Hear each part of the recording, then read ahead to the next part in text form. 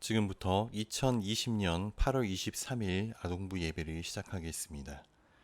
사도신경하심으로 우리의 신앙을 고백할게요. 나는 전능하신 아버지 하나님, 천지의 창조주를 믿습니다. 나는 그의 유일하신 아들, 우리 주 예수 그리스도를 믿습니다. 그는 성령으로 잉태되어 동정녀 마리아에게서 나시고 본디오 빌라도에게 고난을 받아 십자가에 못 박혀 죽으시고 장사된 지 사흘 만에 죽은 자 가운데서 다시 살아나셨으며 하늘에 오르시어 전능하신 아버지 하나님 우편에 앉아 계시다가 거기로부터 살아있는 자와 죽은 자를 심판하러 오십니다. 나는 성령을 믿으며 거룩한 공교회와 성도의 교제와 죄를 용서받는 것과 몸의 부활과 영생을 믿습니다. 아민. 이 시간 예배를 위해 이가영 선생님께서 기도해 주시겠습니다. 사랑해 주님, 우리 오늘도 이렇게 예배드릴 수 있게 해주셔서 감사합니다. 비록 코로나 때문에 다시 교회에서 예배를 드리지 못하게 됐지만 우리 얼른 코로나가 끝나서 교회에서 모여서 예배드릴 수 있도록 주님께서 인도해 주세요. 이 시간 목사님 말씀 전해주실 때 주님께서 능력을 허락하여 주셔서 믿음의 말씀 또 능력의 말씀 전해주실 수 있도록 주님께서 인도하여 주시고 또 듣는 우리들이 집중해서 들을 수 있게 하시고 그 말씀대로 살아갈 수 있도록 주님께서 우리를 인도하여 주세요. 이제 예배가 시작됩니다. 끝나는 시간까지도 함께하여 주심을 믿으며 감사드리며 예수님의 이름으로 기도드렸습니다. 아멘. 오늘 나눌 하나님 말씀은 출애굽기 13장 17절부터 22절 말씀입니다. 바로가 백성을 보낸 후에 블레셋 사람의 땅의 길은 가까울지라도 하나님이 그들을 그 길로 인도하지 아니하셨으니 이는 하나님이 말씀하시기를 이 백성이 전쟁을 하게 되면 마음을 돌이켜 애굽으로 돌아갈까 하셨음이라. 그러므로 하나님이 홍해의 광야길로 돌려 백성을 인도하심에 이스라엘 자손이 애굽 땅에서 대열을 지어 나올 때에 모세가 요셉의 유고를 가졌으니 이는 요셉이 이스라엘 자손으로 단단히 맹세하게 하여 이르기를 하나님이 반드시 너희를 찾아오시리니 너희는 내 유고를 여기서 가지고 나가라 하였음이더라. 그들이 숲곳을 떠나서 광야 끝 에담의 장막을 치니 여호와께서 그들 앞에서 가시며 낮에는 구름 기둥으로 그들의 길을 인도하시고 밤에는 불 기둥을 그들에게 비추사 낮이나 밤이나 진행하게 하시니 낮에는 구름 기둥 밤에는 불 기둥이 백성 앞에서 떠나지 아니하니라. 아민. 은혜교회 아동부 친구들 안녕하세요. 한 주간 잘 지냈어요? 원래 지난주부터 우리가 이제 모여서 예배를 드리려 했는데 코로나 바이러스가 다시 심각한 상황이 돼서 우리가 온라인으로 예배를 다시 드려야 될 것 같아요. 그래서 당분간 온라인으로 다시 한번 예배 드릴 텐데 여러분 온라인으로 드리더라도 우리의 하나님 앞에서 예배하는 그 진지한 마음들을 우리가 놓치지 않았으면 좋겠습니다. 오늘도 마음과 정성을 다해 우리와 함께 하시는 하나님을 느끼는 그 예배 시간이 되기를 바랄게요. 여러분 오늘 본문 말씀은 출애굽기 13장에 있는 말씀이에요. 지난주까지는 출애굽기 25장에 있는 말씀을 전했는데 오늘은 훨씬 더 앞에 있는 상황에 있는 그런 말씀입니다. 어떤 상황인지 짐작해 볼 수 있는 구절이 17절인데 17절 앞부분을 목사님이 한번 읽어볼게요. 바로가 백성을 보낸 후에 여러분 바로가 누구죠? 익숙한 이름이죠? 바로 애굽의 왕입니다. 바로 왕이 하나님께서 애굽에 행하신 10가지 재앙을 겪고 더 이상 견디지 못하고 이스라엘 백성들을 이제 보내주는 거예요. 그러니까 이스라엘 백성들은 이제 노예라는 신분에서 벗어나서 애굽을 떠나는 첫 번째 여정의 시작이 바로 오늘 본문이다라는 거예요.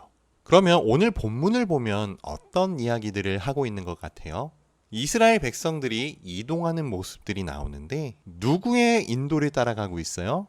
하나님께서 인도하세요. 낮에는 구름 기둥, 밤에는 불 기둥으로 인도하고 있다라고 기록되어 있어요. 여러분 광야가 어떤 곳이라고 했죠? 물도 없고 먹을 것도 없고 낮에는 덥고 밤에는 춥고 사람이 살만한 곳이 아닌 곳이 바로 광야예요. 그런데 오늘 본문에서 중요한 것은 그런 광야를 지나는 이스라엘 백성들을 하나님께서 어떻게 하신다?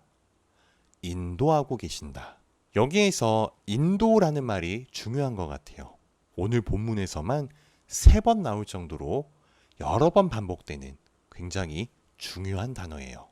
이스라엘 백성들을 하나님께서 인도하고 계시는데 조금 특이한 부분이 있어요. 어떤 부분이 특이한지 17절 말씀 한번 읽어볼게요.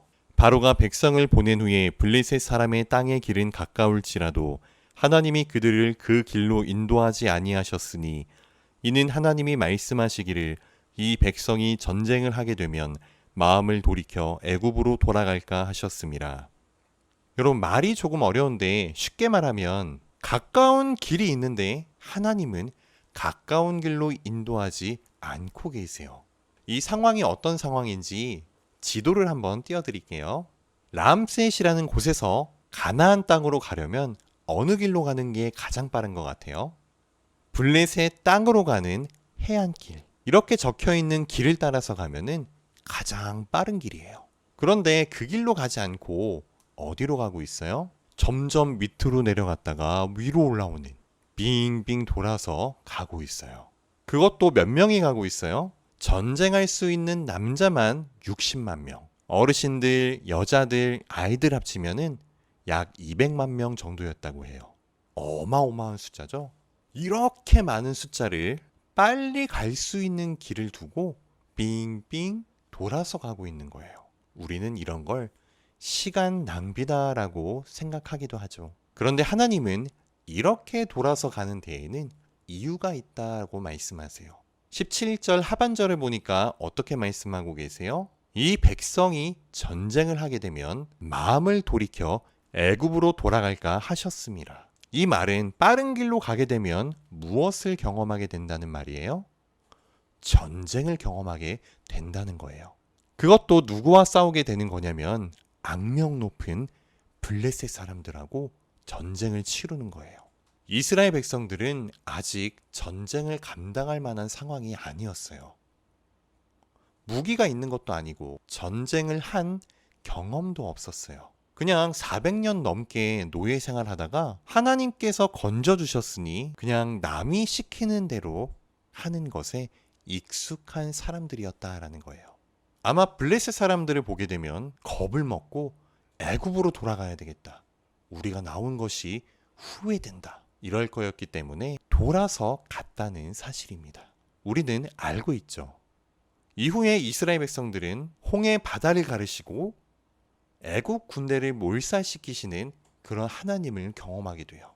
그리고 이스라엘을 보호하시고 함께 하시는 하나님을 경험하게 되면서 이들이 다듬어지고 훈련되어진다는 것을 우리는 성경을 통해 알 수 있습니다. 이것을 보면 무조건 빠른 길로 간다고 좋은 것은 아닌 것 같아요. 내가 볼 때는 빨리 가는 것이 중요한 것 같은데 오히려 그 돌아가는 시간이 나를 다듬고 단단하게 만드시는 그 하나님의 인도하심일 수도 있다라는 사실이에요. 그러니까 멀리 돌아가는 그 길이 가장 바른 길이 될 수 있다라는 사실이에요.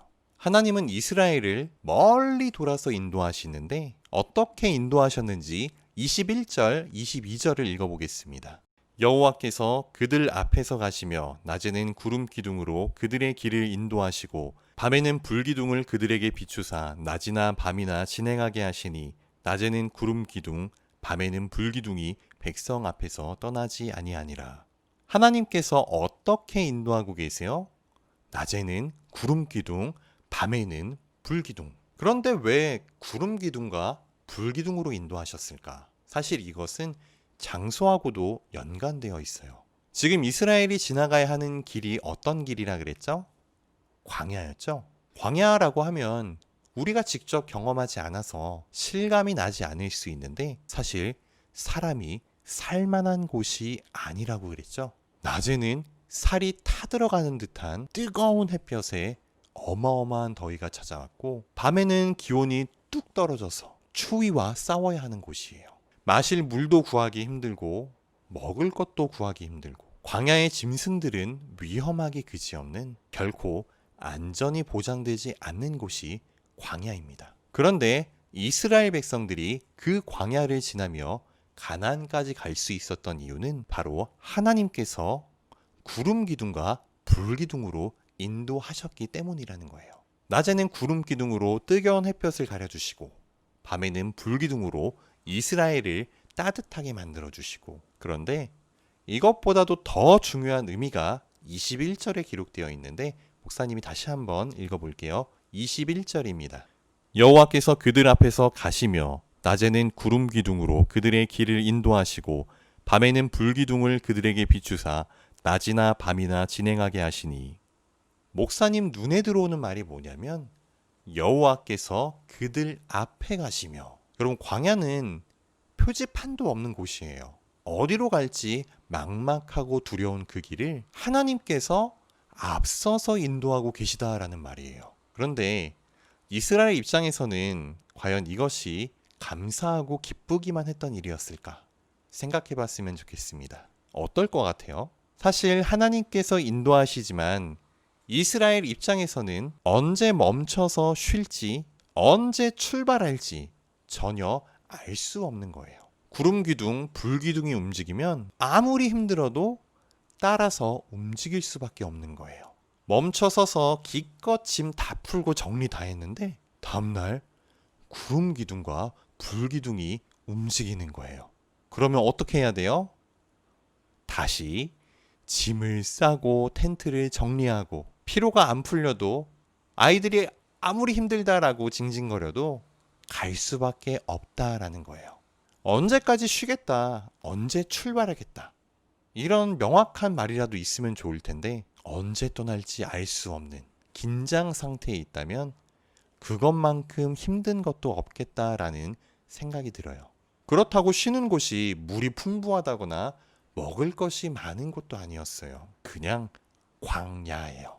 그러다 보니 이스라엘 백성들이 광야 생활을 하면서 하나님께 원망의 말, 불평의 말을 하는 부분들이 성경에 많이 기록되어 있습니다.